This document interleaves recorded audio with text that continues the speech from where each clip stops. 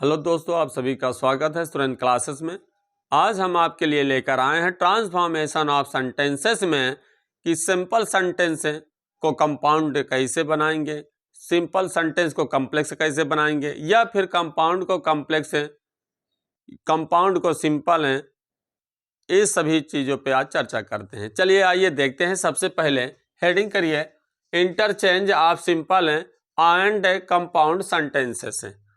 इसके कुछ उदाहरण से समझते हैं कि साधारण वाक्यों को कंपाउंड में या फिर कंपाउंड सेंटेंस को सिंपल सेंटेंस में कैसे बदलेंगे। सबसे पहले इस पे चर्चा करते हैं, फिर इसके बाद कॉम्प्लेक्स वाले पे चलते हैं। ठीक है, चलिए देखिएगा। पहला क्वेश्चन सिंपल में दिया है, इसका हमें क्या बनाना है? कंपाउंड बनाना है। इसका हमें कंपाउंड सेंटेंस बनाना है। तो सबसे पहले पढ़ेंगे और इसका भाव समझेंगे। देखिए, the sun having a risen the farmer began to plough the fields. इसको कंपाउंड में बनाना है। तो जिस वाक्य को कंपाउंड में बनाना होगा, यानी कहने वाला जिसको जिसमें बनाना होगा, तो उसकी पूरी विधि आपको आनी चाहिए। जैसे यहाँ पे सिंपल सेंटेंस को हमें कंपाउंड में बनाना, तो कंपाउंड में बनाने के लिए कितने तरीके अर्थात कौन से कंजक्शंस का प्रयोग करके कंपाउंड बनाएगा, उन सारे कंजक्शन के बारे में हमें पता होना चाहिए। जैसा कि आपको हमने सिंथेसिस में पढ़ाया था कि कंपाउंड सेंटेंस के दो भाग होते हैं, कोऑर्डिनेटिंग कंजक्शन और एडवर्ब, रिलेटिव एडवर्ब से या रिलेटिव प्रोनाउन से। तो जबकि उसमें हमने ये चीज देखा था, कोऑर्डिनेटिंग कंजक्शन में चार चीजें है: relative conjunction, adversative conjunction, alternative conjunction और इलेक्टिव कंजक्शन।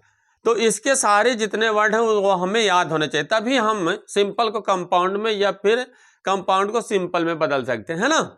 तो सिंपल की बात है तो सिंपल के पूरे विधि याद होने चाहिए, कंपाउंड की बात हो तो कंपाउंड की पूरी विधि याद होनी चाहिए, यदि कॉम्प्लेक्स की बात हो तो कॉम्प्लेक्स का पूरा विधि याद होना चाहिए, तरीके याद होने चाहिए, उसके कंजक्शन से पूरे याद होने चाहिए, है ना। चलिए, तो यहाँ दिया है कि यहाँ पे द सन हैविंग राइजन है the farmer began to plough the fields, है ना। यानी सूर्य निकलते ही क्या हो गया, सभी सूर्य निकलते ही किसान खेतों को जोतने लगे। तो इसका मतलब सूर्य निकला और किसान खेत जोतने, और है ना। तो इसमें देखिए क्या निकला, कॉम्बिनेटिव कंजक्शन का भाव निकल रहा है कंपाउंड बनाते समय। तो यहां पर हम क्या करेंगे, द सन, अब सूर्य निकला तो यहाँ पे वर्ब का थर्ड फॉर्म है।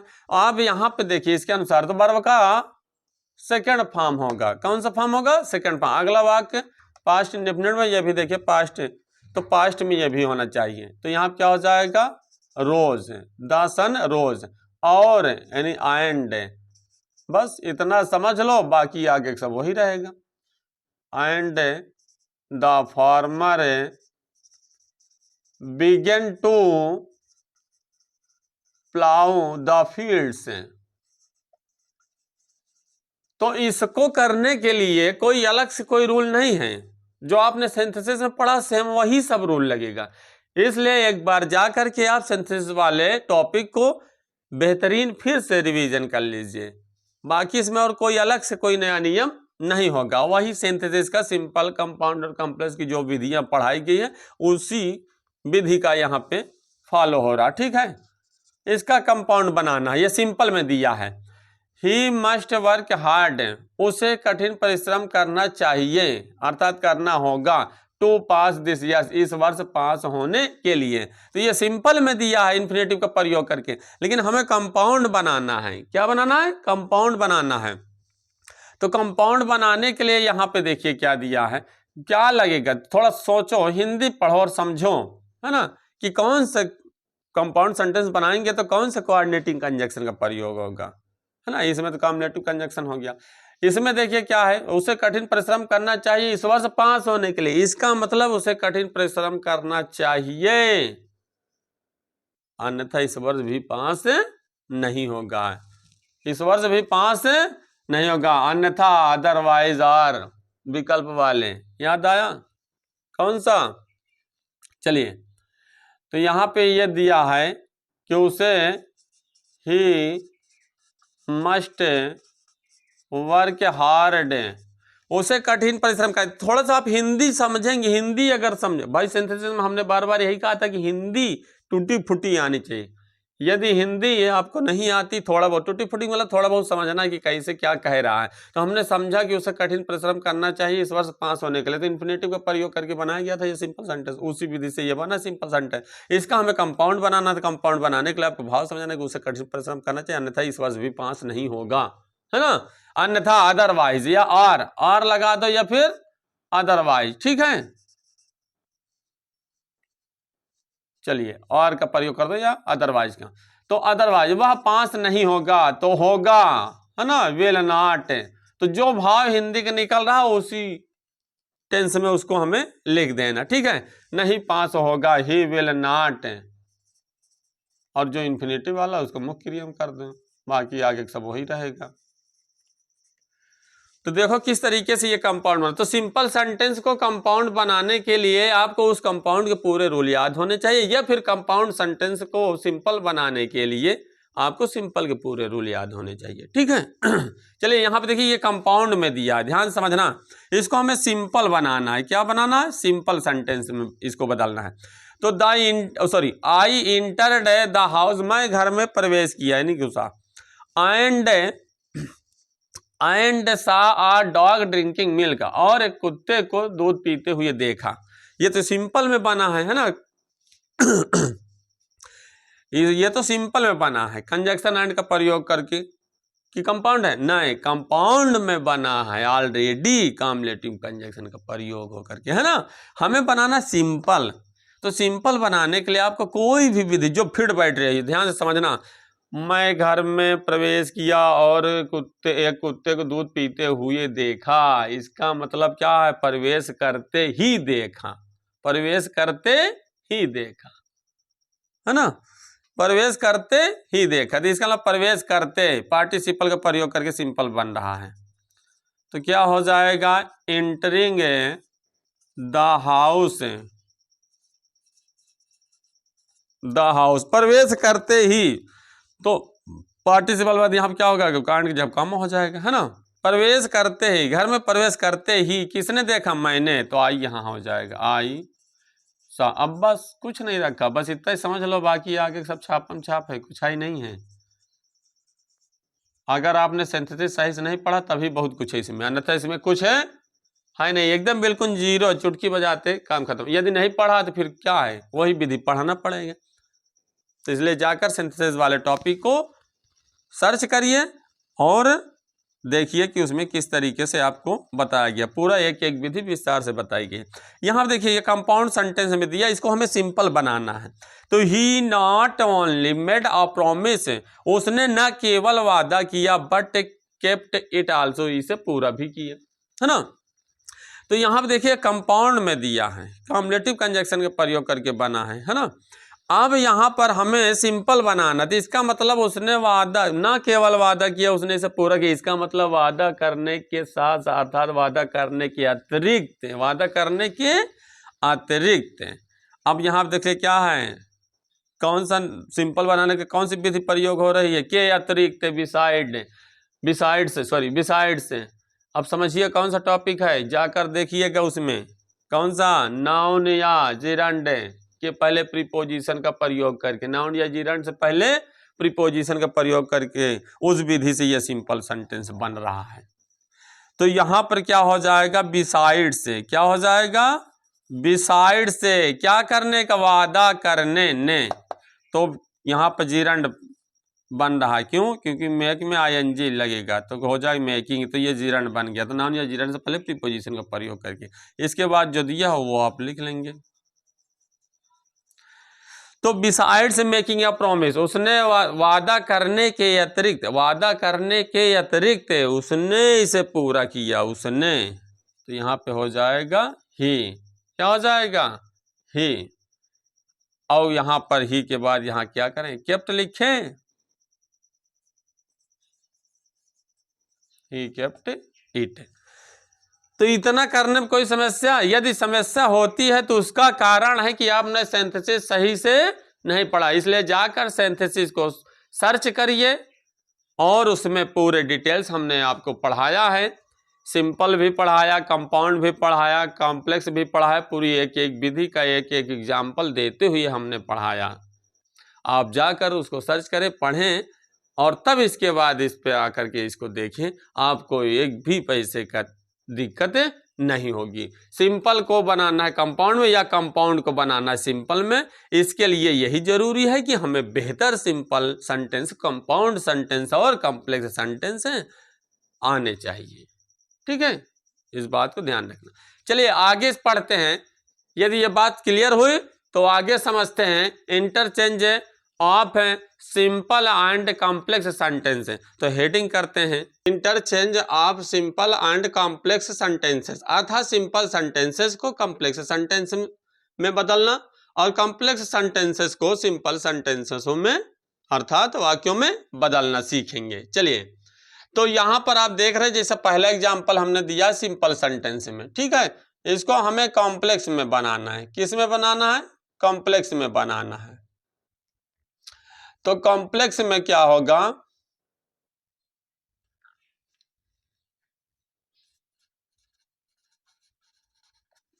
जब हम इसको कॉम्प्लेक्स में बनाएंगे तो बनाने से पहले हमने आपको अभी बताया कि आपको सबसे पहले तो आपको इसका हिंदी आनी चाहिए। दूसरी बात इस जो ये आपको पढ़ाया गया है ये कौन से टॉपिक में, तो आपको अभी बताया कि सिंथेसिस में आपको मिलेगा। किस में मिलेगा? सिंथेसिस में। जब तक आप उसको बेहतर नहीं पढ़ोगे तब तक यहाँ करने में समस्या होगी, फिर भी बताने का प्रयास करते हैं।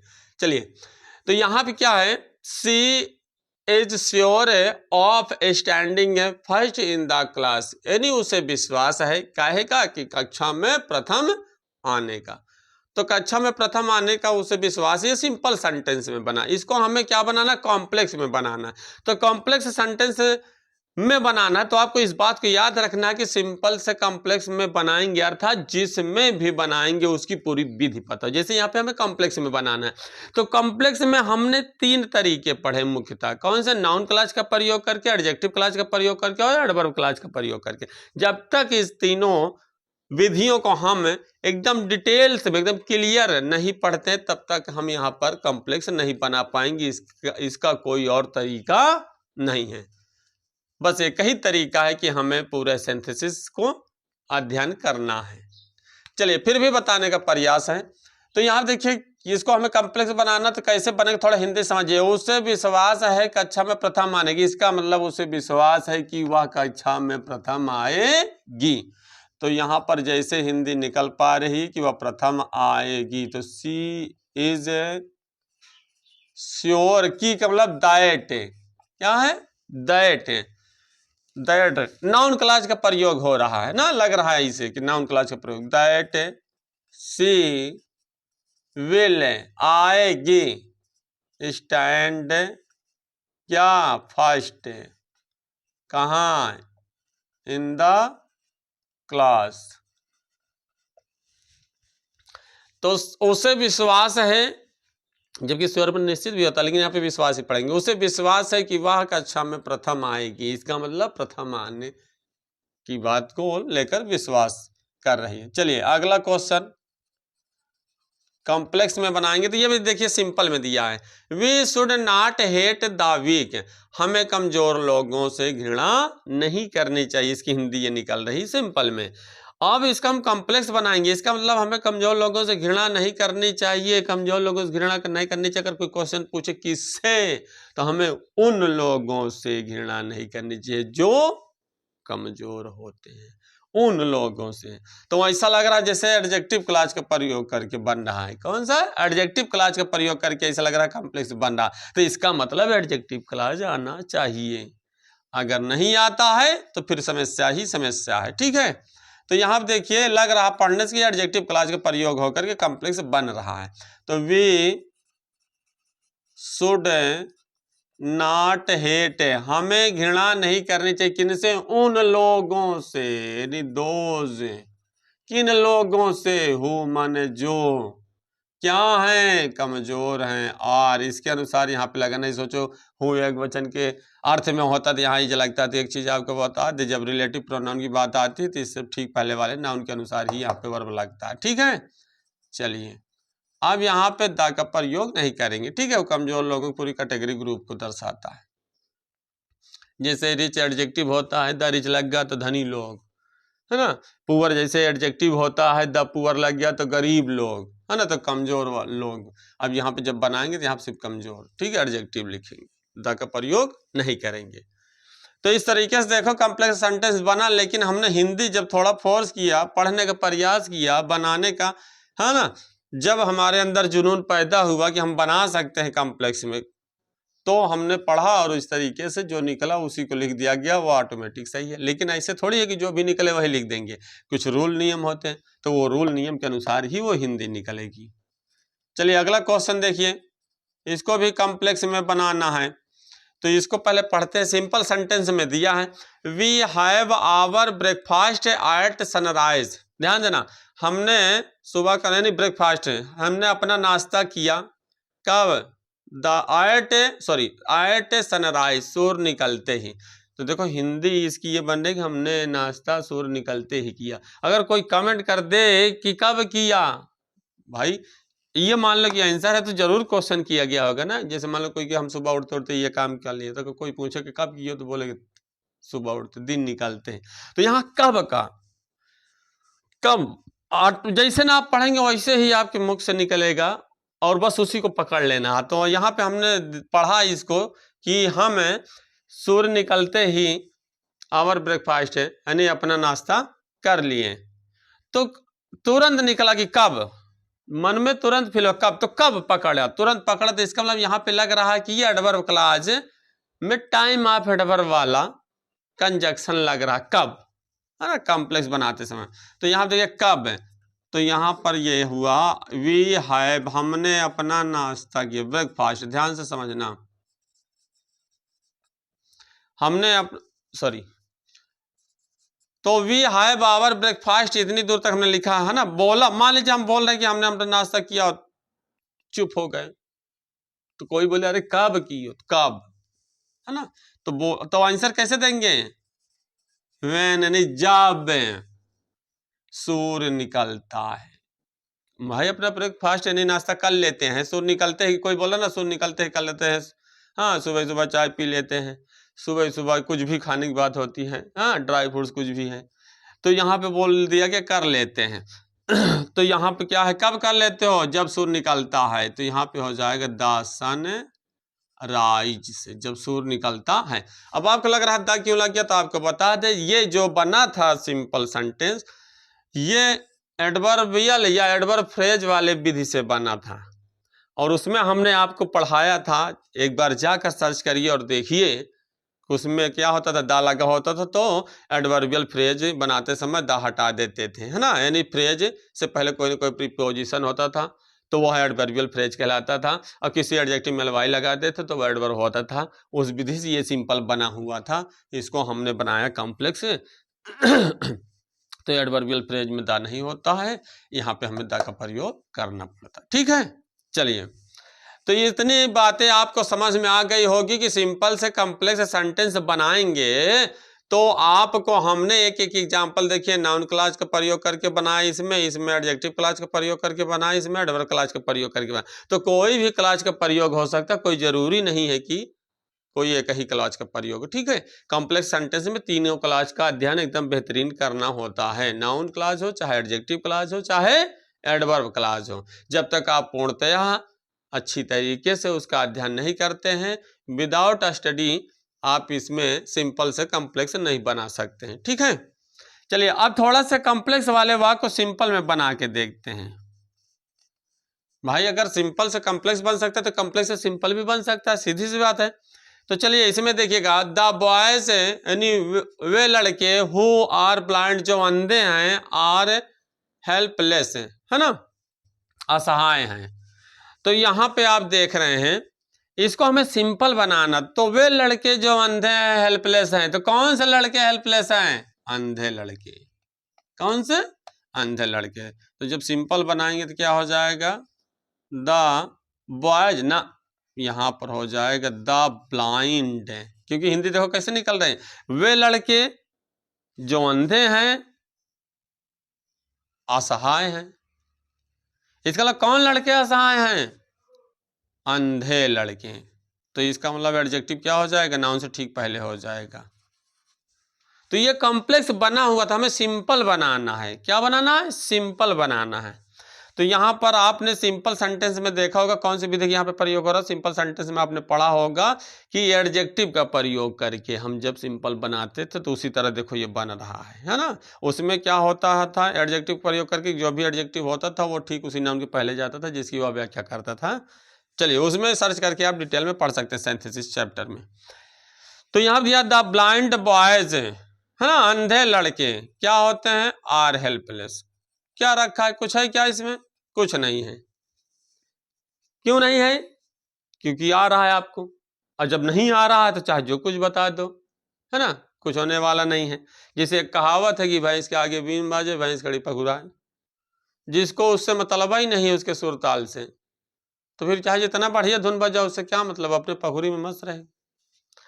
तो इसी तरह क्या होता है, हालांकि हमने ये उदाहरण दिया ना कि आपके लिए, तो इसी तरह क्या होता है जिसको नहीं आ रहा, बिल्कुल नहीं पढ़ा, कुछ भी सिंथेसिस आता ही नहीं, नाम ही नहीं सुना कभी, तो उसके लिए क्या, चाहे जौन सी विधि बता दो कोई फर्क नहीं पड़ता।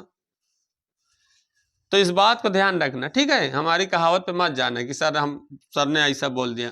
तो हमने आपको सिर्फ एक उदाहरण दिया है कि जिसको अगर सिंथेसिस नहीं आता उसको चाहे जो भी ब्रांड नियम बता दो कोई मतलब नहीं, इसमें कोई अलग से नियम नहीं होगा, ठीक है, वही नियम है सिंथेसिस का ही।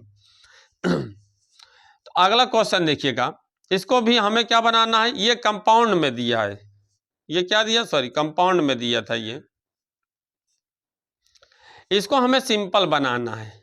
किस में बनाना? सिंपल में। देखिए he was so weak that he could not walk, ये कॉम्प्लेक्स सेंटेंस बना है एडवर्ब क्लॉज का प्रयोग कर। एक जगह हमने आपको बताया था एडवर्ब क्लॉज का प्रयोग करके सिंथेसिस जब आपको हमने पढ़ाया था, तो उसमें पर्पज यानी उद्देश्य का भाव प्रकट, वह बहुत कमजोर, वह इतना कमजोर है कि वहां चल नहीं सकता, है ना। और जबकि इस तरह का वाक्य आपको ट्रांसफॉर्मेशन में रिमूविंग है एडवर्ब टू वाले भी टॉपिक में, यानी एडवर्ब टू को हटा कर या लगा कर वाले टॉपिक में भी आपने पढ़ा था। कोई दिक्कत नहीं, ये मिलता जुलता वही है, बस कैटेगरियां अलग अलग बदल गई। चलिए कॉम्प्लेक्स की बात, इसलिए हम कॉम्प्लेक्स की बात करेंगे, ठीक है। तो इसमें पर्पस ऑफ टाइम यानी उद्देश्य वाले एडवर्ब क्लॉज का प्रयोग करके ये कॉम्प्लेक्स बनाया गया है। अब इसको हमें सिंपल बनाना है ना। अगर आप पढ़े तो ठीक इसी तरह पहचान लेंगे, ठीक इसी तरह जैसे हम आपको बता रहे हैं, ठीक है। चलिए सिंपल बनाएंगे, तो सिंपल किस तरीके से बनाएंगे ध्यान देना। वह इतना कमजोर है कि वह चल नहीं सकता, तो यहां पर आपको बता दें जब सिंपल बनेगा तो सिंपल में क्या हो जाएगा, ही वाज, तो वह इतना कमजोर है, तो सिंपल वह इतना कमजोर काहे के लिए कमजोर है, ना चलने के लिए, है ना।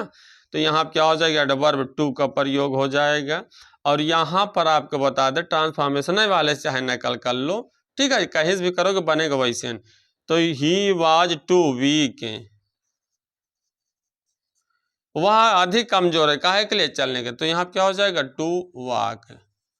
तो यहाँ पर इन्फिनेटिव का प्रयोग हो रहा है, किसका प्रयोग हो रहा है, इन्फिनेटिव का प्रयोग हो रहा है, ठीक है। सिर्फ करना क्या, यदि आपको सिंपल सेंटेंस से कंपाउंड बनाना हो, या फिर सिंपल सेंटेंस से कॉम्प्लेक्स बनाना हो, या फिर कॉम्प्लेक्स से सिंपल या कंपाउंड से सिंपल बनाना, तो उसके लिए सबसे मोस्ट इंपॉर्टेंट है आपके लिए कि आप सिंथेसिस क्लास का बेहतर अध्ययन कीजिए, और तभी आप इसमें समझ पाएंगे। नहीं यकीन है किताब उठाकर आप देख लीजिए, इस टॉपिक में कोई एक्स्ट्रा नियम नहीं है, जितने भी सारे नियम टोटल सिंथेसिस ही वाले हैं, ठीक है। तो इसलिए इस बात को लेकर आप चिंतित ना रहें कि इसमें कोई अलग से रूल नहीं बताए गए हैं। तो चलिए हमारी पढ़ाई यदि आपको पसंद आया हो, या यदि वीडियो आपको बेहतर समझ में आया हो, तो वीडियो को लाइक करना, सब्सक्राइब करना मत भूलना। Thank you.